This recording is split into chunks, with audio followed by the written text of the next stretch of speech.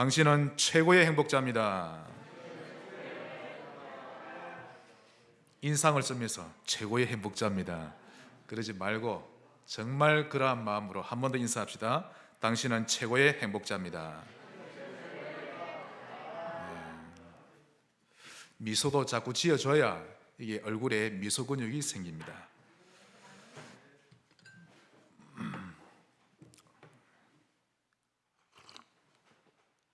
디모데후서 3장에 말씀하시기를 말세에는 고통하는 때가 이르게 되는데요, 사람들이 자기를 사랑하고 돈을 사랑하며 또 교만하며 비방하며 부모를 거역하며 쾌락을 사랑하기를 하나님 사랑하는 것보다 더하며 하나님을 버린다고 했는데, 이런 시대에 우리를 예배의 자리로 부르신 하나님께 감사드리고 오늘 최고의 예배 시간이 되시기를 바랍니다.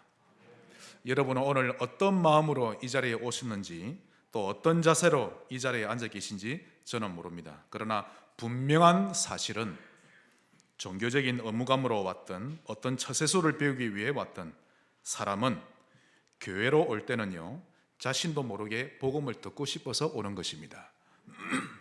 이것이 인간의 진정한 본능이죠. 타락하며 죄를 짓는 것은 죄인이 되고 고장나 버렸기 때문인데요, 본질적으로 인간은 하나님의 형상대로 만들어졌기 때문에 자신도 모르게 하나님을 찾고 하나님을 갈구하는 것입니다. 오늘 예배를 통해 하나님을 만나게 되시기를 바라고, 미지근한 삶이 뜨겁게 타오르시기를 바라고, 오늘 하루가 여러분의 인생의 최고의 날 되시기를 주의 이름으로 축원합니다. 특히 오늘은 어버이 주일로 지키는 날입니다. 모세는 노년이 될수록 그의 눈이 흐리지 아니하고 기력이 쇠하지 아니했죠. 다윗 역시 노년이 되면 될수록 그의 심령은 더 강해졌고 그의 영성은 더 뜨거워졌습니다. 우리 성지교회에 연로하신 모든 어버이들께 이와 같은 하나님의 은혜가 체험되시기를 바랍니다. 또한 5월은 가정의 달이라고 부르죠. 여러분 각 가정이 그리스도화 되어지는 최고의 날 되시기를 바랍니다. 또한 가문에 흐르는 악순환의 고리가 끊어지고 복음적인 순환이 시작되는 그런 5월이 되기를 예수 이름으로 축복합니다. 오늘 제목이 어버이에게 주신 축복입니다. 그러면 우리 부모님들은 잘 들으셔야 되겠죠. 과연 하나님은 어버이에게 어떠한 축복을 주셨습니까? 크게 세 가지로 살펴보겠습니다. 첫 번째로 복음의 바톤을 우리에게 주셨습니다. 이어달리기 할 때 중요한 과제가 있는데요, 내가 달려갈 길을 다 간 이후에 다음 주자에게 반드시 바톤을 물려줘야 합니다. 그러지 않으면 순회에도 들지를 못하는 것이죠. 복음의 바톤을 후대에게 전달해 줘야 한다는 것이 하나님의 메시지입니다. 복음의 바톤을 후대에게 꼭 물려줄 줄 아는 부모님 되시기 바랍니다. 오늘 말씀 정말 중요합니다. 귀담아 들으시고요, 깨달아 주시기를 바랍니다. 첫사람 아담과 하와에게 가장 먼저 주신 것이 복음인데요, 그게 바로 임마누엘입니다. 창조주 하나님이 피조물인 인간과 함께 하신다는 것입니다. 이 지구상의 그 어느 피조물도 이런 은혜를 받지 못했고요, 오직 인간만이 하나님의 영과 함께하는 축복을 받은 것입니다. 그런 후에 생육하고 번성하고 땅에 충만하도록 하신 것입니다. 하지만 어리석은 인간은 죄를 범하고 저주받게 되었는데요, 가장 큰 저주가 바로 하나님을 잃어버리게 된 것입니다. 이때부터 인간이 사는 지구는 그야말로 죄악의 소굴이 되어버렸습니다. 노아 시대 때 하나님이 표현하신 것을 우리 한번 봐야 되겠는데요, 창세기 6장입니다. 지구가 완전히 무너진 것입니다. 창세기 6장 5절 6절. 여호와께서 사람의 죄악이 세상에 가득함과 그의 마음으로 생각하는 모든 계획이 항상 악할 뿐임을 보시고 땅 위에 사람 지으셨음을 한탄하사 마음에 근심하시고. 그러면서 3절입니다. 여호와께서 이르시되 나의 영이 영원히 사람과 함께하지 아니하리라. 이는 그들이 육신이 됨이라. 인간이 저주를 받았습니다. 가장 큰 저주는 하나님을 잃어버린 것이죠. 하나님을 얻으면 다 얻은 것인데 하나님을 잃고 다 잃어버린 것이 되었습니다. 아브라함 시대를 한번 보겠습니다. 그 당시 소돔과 고모라 지역만 우리가 봐도 문명은 발달되지 않았는데 타락하는 모습은 예나 지금이나 어찌 그리 똑같은지요. 남자가 남자의 몸을 탐하고 여자가 여자의 몸을 탐하는 이 동성애가 완전히 그 지역 문화로 자리 잡혀버린 시대입니다. 인간은 죄를 범하는 일에 대해 감각을 잃어버리면 브레이크가 없는 기차가 된다는 것을 분명히 알 수가 있죠. 이처럼 인간은 그대로 내버려 두면 스스로는 결코 어려워질 수가 없습니다. 돌이킬 줄도 모르죠. 돈을 지어주면 돈의 노예로 살고 즐거움을 주면 쾌락의 노예로 사는 것이 인간입니다. 그러므로 하나님이 우리에게 복음과 말씀을 주셨던 것입니다. 복음과 말씀에 평생을 귀를 기울이시기를 바랍니다. 하나님이 시내산에서 십계명을 돌판에 새겨 모세에게 주셨죠. 그런데 이스라엘 백성이 금송아지를 만들고 우상 숭배하자 모세는 그 말씀이 기록된 돌판으로 우상을 깨트리고 돌판은 깨어져 버립니다. 그때 하나님은 다시 모세를 부르셔서 처음과 같이 돌판에 말씀을 새겨 주셨죠. 이처럼 하나님은 복음을 저버리고 죄인으로 전락해버린 인간에게 새로운 복음을 다시 주셨습니다. 그것이 바로 이사야 7장 14절입니다. 처녀가 잉태하여 아들을 낳으리니 임마누엘이라 하리라. 뜻은요, 하나님이 우리와 함께 하신다는 뜻입니다. 처음 복음을 다시 우리에게 허락하신 거죠. 이를 위해 대속물이 되어주시고 사단의 머리도 깨트려 주신다는 뜻입니다. 그리스도가 되심으로 우리 안에 들어오셔서 영원히 우리와 함께 하시고 심지어는 우리의 영적인 아버지가 되어주기까지 하신 것입니다. 그런데 이뿐만 아니라 이와 동시에 하나님은 인간 세계에도 부모와 자식이라는 제도를 만드신 거 있죠. 오늘 아침에 가정예배 드릴 때 제가 아이들에게 물어봤습니다. 하나님이 처음에 인간을 만드실 때 그냥 한 사람 한꺼번에 10억을 딱 만들어 놓고 알아서 잘 살아라 이러면 될 것을 딱 두 사람만 만들고는 생육하고 번성하여 부모와 자식 관계를 만드셨습니다.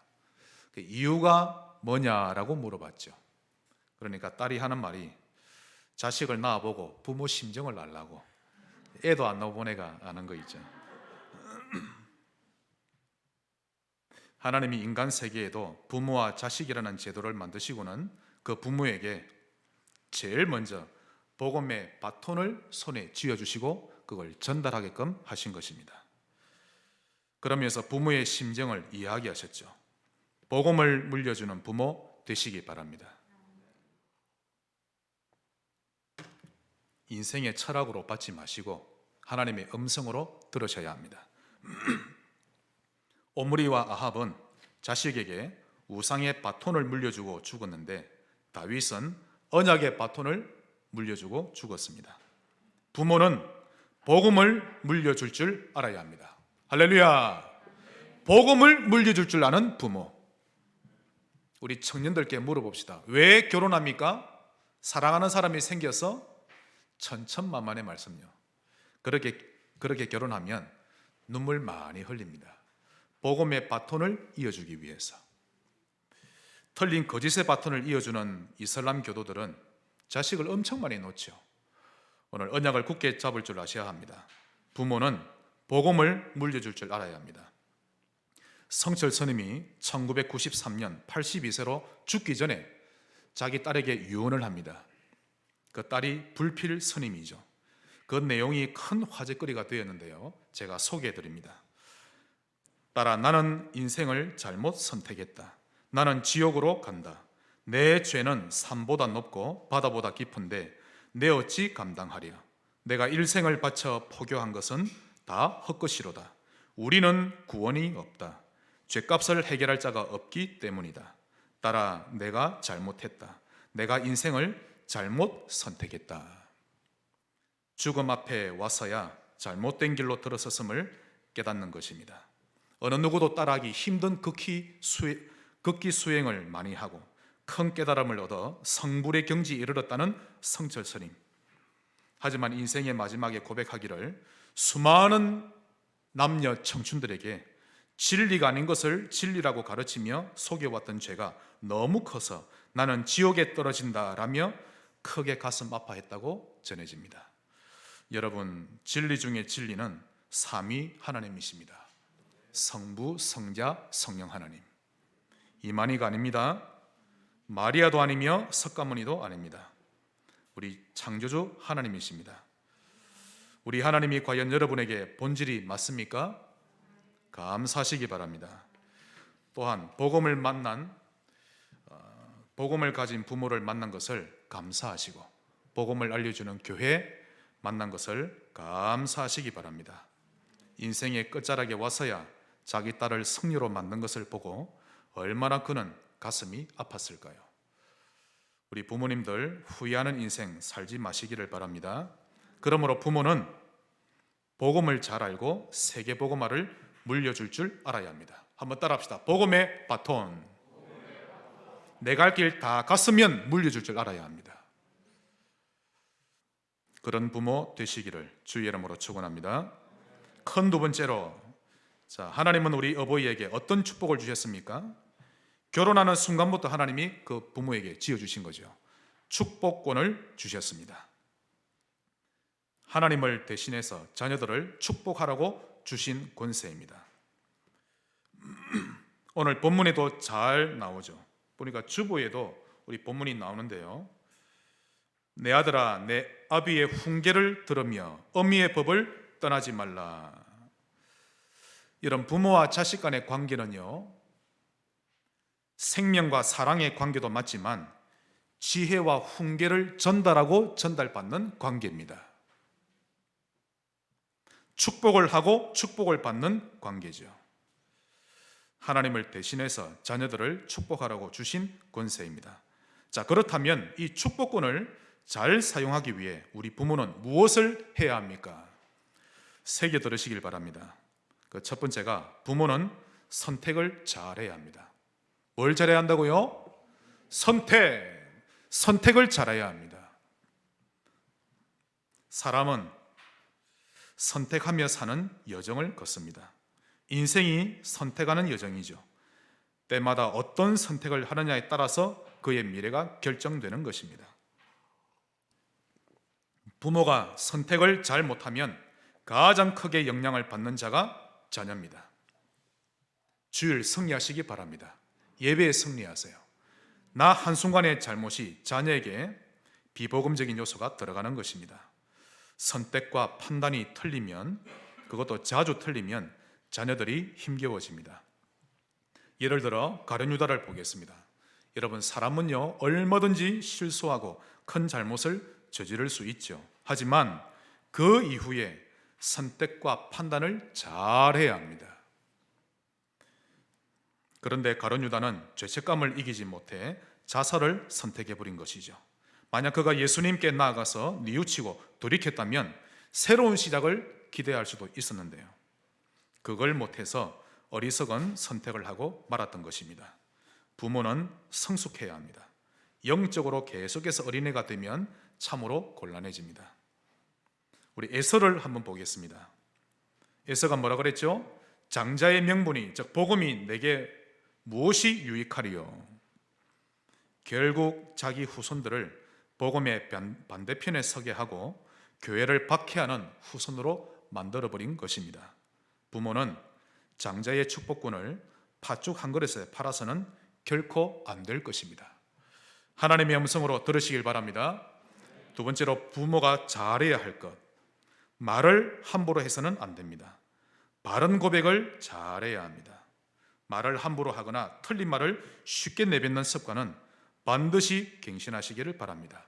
혈기에 못 이겨서 분노를 못 이겨서 함부로 말하지 마세요, 여러분. 부모가 평상시 평안하게 복음을 누리다 보면 그 누림이 자녀들에게 자연스럽게 전달될 것인데 그 모습이 가장 멋진 모습이 될 것입니다. 이스라엘 민족의 후손들이 2000년간 유리방황하게 된 것은 어른들의 무서운 말 때문입니다. 잘 아시죠? 빌라도가 법정에서 유대인들 앞에 선언합니다. 이 예수의 죄를 아무리 찾으려 해도 찾을 수 없었죠. 그래서 물 가져다가 손을 씻습니다. 이 자에게는 죄가 없다. 그러므로 나는 이 사람의 피에 대해서는 책임이 없으니 너희가 알아서 처리하라. 그때 백성들이 한결같이 하는 말이 마태복음 27장 25절에 그 자의 피에 대한 책임을 우리와 우리 자손에게 돌릴지어다. 그 한마디의 고백으로 AD 60년 로마에 패망한 이후로 약 2000년간 돌이킬 수 없는 아픔을 겪게 된 것입니다. 고백 바르게 하시기 바랍니다.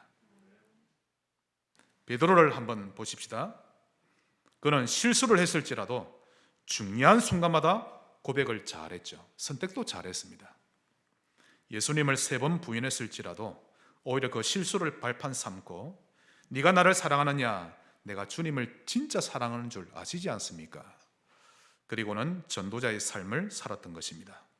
또 나중에 이방인 고넬료가 복음 듣기를 요청하자 이방인과는 합석을 하지 않는다는 유대인의 비복음적인 전통, 거기에 머뭇거리지 않고 곧장 그의 집으로 달려가 복음을 전하는 전도자가 된 것입니다. 복음 위에 사시기를 바랍니다. 선택을 잘 하시고 고백을 잘 하셔야 합니다. 다윗을 보겠습니다. 그가 우리아를 죽이고 그의 아내를 취하는 죄를 범했을 때 나단 선지자가 와서 그대로 직설적으로 말했죠. 당신이 한 짓은 하나님 앞에 큰 죄입니다. 그때 다윗은 어떻게 했습니까? 왕권을 가지고 그를 죽인 것이 아니라 선지자의 말을 하나님의 음성으로 듣고 회개하며 용서를 구했던 것입니다. 그러므로 성숙한 자는 선택을 잘하고 고백을 잘합니다. 그러니 성령 인도를 잘 받는 것이죠. 착하게 살기 이전에 복음을 누리고 선택을 잘 할 수 있어야 합니다. 말이라는 것이 얼마나 무서운지 사람의 생각이 말로 나오는 것이죠. 한 번은 제가 이런 말을 하는 사람을 들었습니다. 누구는 팔자가 좋아서 저렇게 좋은 꽃가마를 타고 다니고 나는 팔자가 더러워서 이 모양 이 꼴로 사는구나. 아이고 내 신사야, 아이고 내 팔자야. 진짜 이런 고백하는 거 있죠. 나는 아무리 몸부림을 쳐도 안 되는구나. 결국 그는 객사했고요. 세월이 흐른 후에 그의 자식도 그의 부모처럼 신세만 한탄하다 객사하게 됩니다. 혹 여러분 가운데 무의식 중에 나는 슬프다라는 생각을 하신다면 그는 우울증에 걸릴 확률이 높습니다. 그런 생각 하루빨리 버리시길 바랍니다. 데살로니가전서 5장 16절 18절 항상 기뻐하라, 쉬지 말고 기도하라, 범사에 감사하라. 이는 그리스도 예수 안에서 너희를 향하신 하나님의 뜻이니라. 말이 중요합니다. 어느 날 제 집사람이 버스를 탔는데요, 기사가 집사람을 보자마자 하는 말이 혹시 학생입니까? 라고 묻더랍니다. 그 말 한마디에 기분이 너무 좋아가지고 하루 종일 싱글벙글하고 콧노래를 부르는 거 있죠. 그만큼 말이 중요합니다. 평상시 자녀에게 말을 잘해야 축복권을 바르게 쓸 수 있는 것입니다. 자, 그러면 축복권을 제대로 사용했던 우리 부모들을 한번 살펴보겠습니다. 그 부모들의 축복하는 내용을 참고하시기 바랍니다. 창세기 27장 보겠습니다. 이삭이 야곱을 축복하는 내용이죠.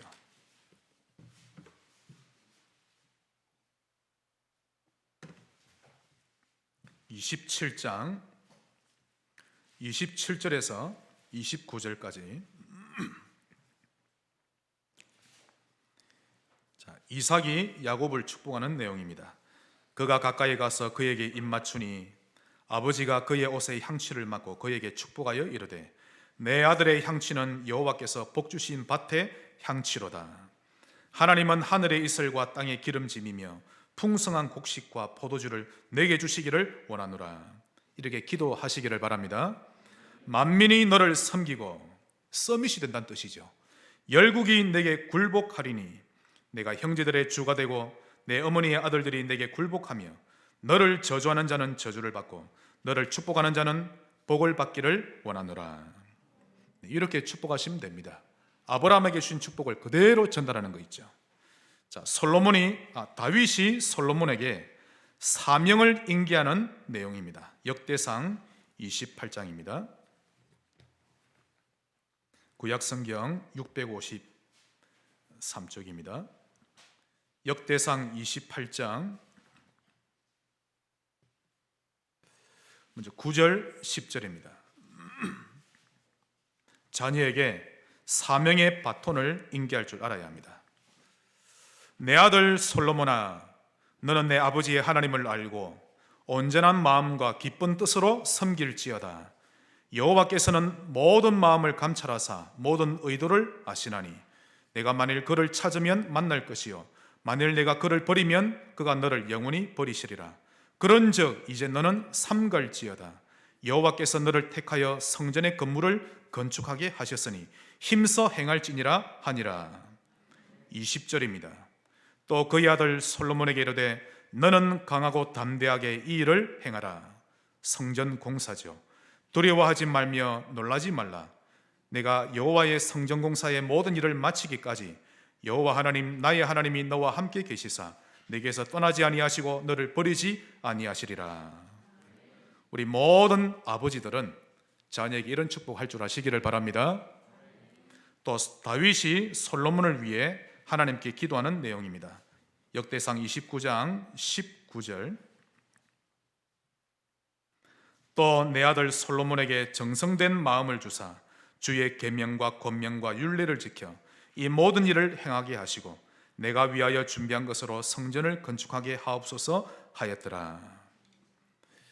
자녀를 위한 기도가 전부 복음과 사명입니다. 또 다윗이 솔로몬에게 마지막 죽기 전에 유언하는 내용입니다. 열왕기상 2장입니다. 구약성경 511쪽입니다. 열왕기상 2장 1절에서 3절까지입니다. 여러분이 죽음 앞에 섰을 때 후손에게 기도할 줄 아셔야 합니다. 다윗이 죽을 날이 임박하매 그의 아들 솔로몬에게 명령하여 이르되 내가 이제 세상 모든 사람이 가는 길로 가게 되었노니 너는 힘써 대장부가 되고, 3절은 같이 읽겠습니다. 내 하나님 여호와의 명령을 지켜 그 길로 행하여 그 법률과 계명과 율례와 증거를 모세의 율법에 기록된 대로 지키라.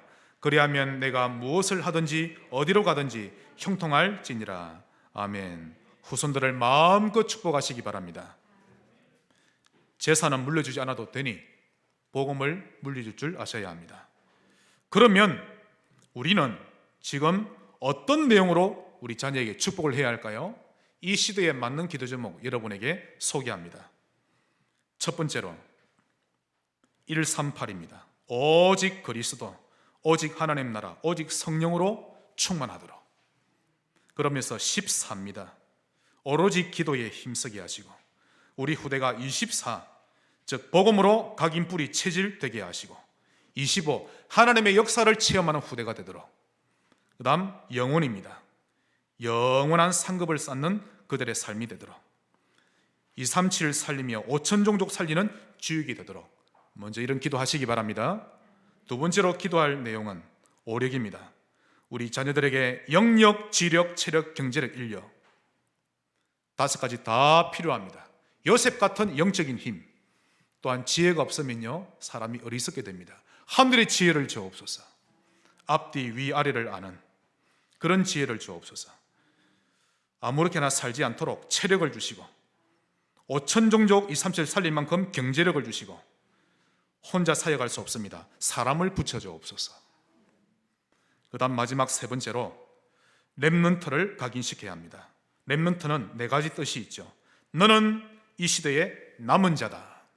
남는 자요, 남을 자요, 남길 자니라. 반드시 물려주시기를 바랍니다. 이 세 가지가 기본적인 축복의 내용입니다. 오늘 어부에게 주신 축복 마지막 큰 세 번째입니다. 그러므로 기도하는 부모가 되어라입니다. 우리 모든 어버이들은 기도하는 부모 되시기 바랍니다. 훈련은 다 받고 모든 집회 다 참석하고 메시지도 많이 듣고 모든 흐름은 줄줄줄 꿰고 있는데 기도가 없다? 그리 되면요, 그야말로 영적인 고등 실업자입니다. 서울대 하버드대 나와서 알기는 많이 아는데 실제로 취직을 못하는 것과 같다는 말이죠. 신자에게 기도 타임이 없다는 것은 100% 사단의 전략입니다. 여러분, 영권이라는 것은요, 메시지를 얼마나 많이 알고 있느냐 보다 얼마나 하나님을 만날 줄 아느냐에서 나오는 것입니다. 하나님을 자주 만나면 영권이 생깁니다. 죽은 사체를 계속 보면 사람이 영적으로 힘들어집니다. 맞죠? 불신앙을 계속 들으면 영적으로 힘들어집니다. 하나님을 자주 만나면 영권이 생기는 것입니다. 영권을 겸비한 부모 되시기 바랍니다. 자녀가 압니다. 오랫동안 부모님을 못 봤다가 오랜만에 만날 때 아빠에게 뭔가가 있어. 대본에 알죠.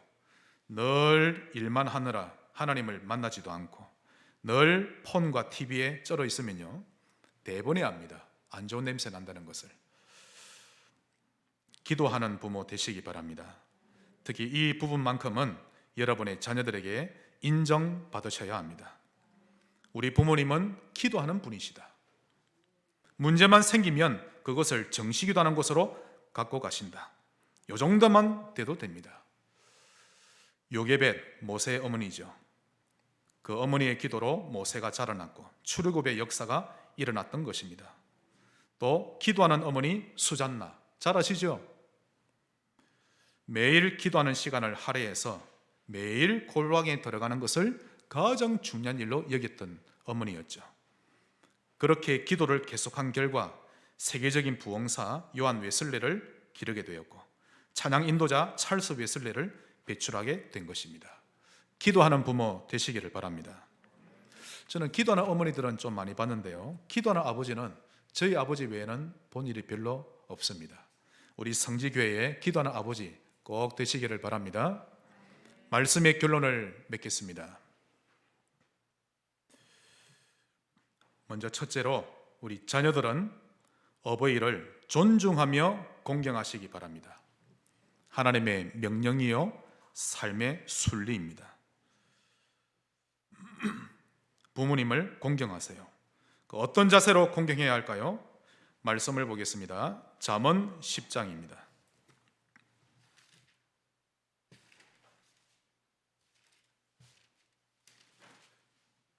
잠언이 하나님의 말씀이 맞습니까?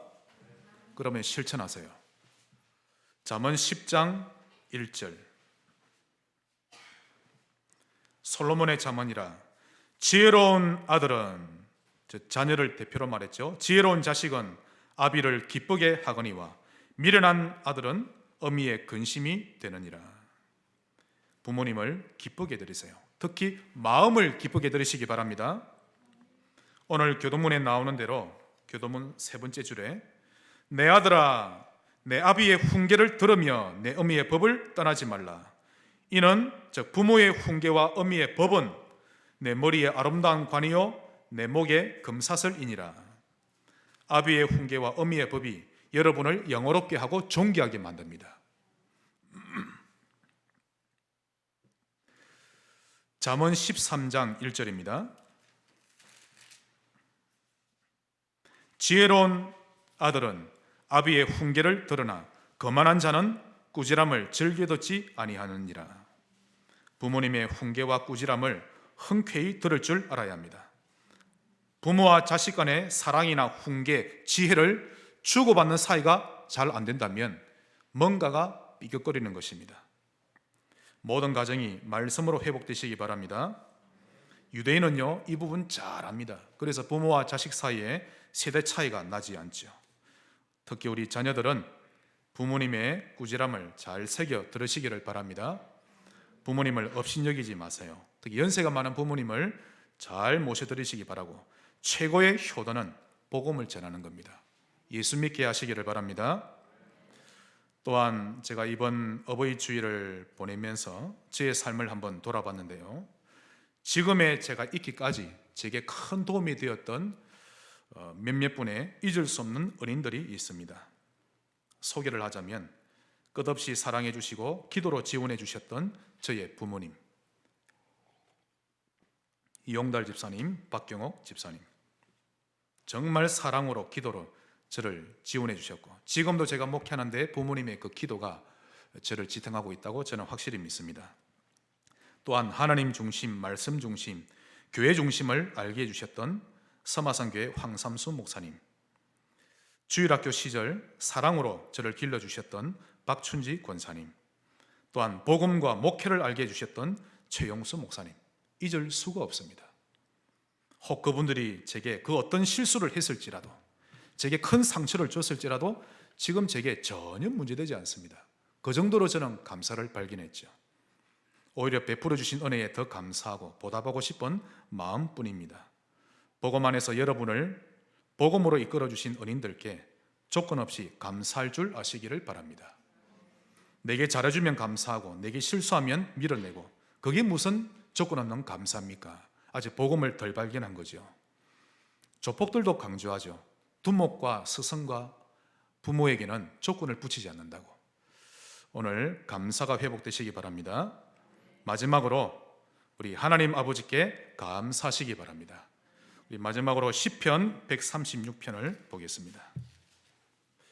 여러분께 미션을 하나 드립니다. 이번 주간 136편을 한 번이라도 조용한 시간에 엎주리며 이 시편 기자처럼 하나님께 감사하시기를 바랍니다. 시간 관계상 다 읽을 수는 없고요. 먼저 1절, 2절 제가 읽습니다. 여호와께 감사하라. 그는 선하시며 그 인자하심이 영원하미로다. 신들 중에 뛰어난 하나님께 감사하라. 그 인자하심이 영원하미로다. 할렐루야. 23절부터 마지막 절까지 우리 다 같이 감사 고백하겠습니다. 우리를 비천한 가운데서도 기억해 주신 이에게 감사하라. 그 인자하심이 영원하미로다. 우리를 우리의 대적에게서 건지신 이에게 감사하라. 그 인자하심이 영원하미로다. 모든 육체에게 먹을 것을 주신 이에게 감사하라. 그 인자하심이 영원하미로다. 하늘의 하나님께 감사하라. 그 인자하심이 영원하미로다. 아멘. 기도하겠습니다. 하나님께 감사드립니다. 우리의 어버이가 되어주시니 감사합니다. 평생을 전도자로 살게 하시고 또 어버이의 주일을 맞이하여 모든 부모님들께 오력을 주옵소서. 예수 그리스도 이름으로 기도하옵나이다. 아멘.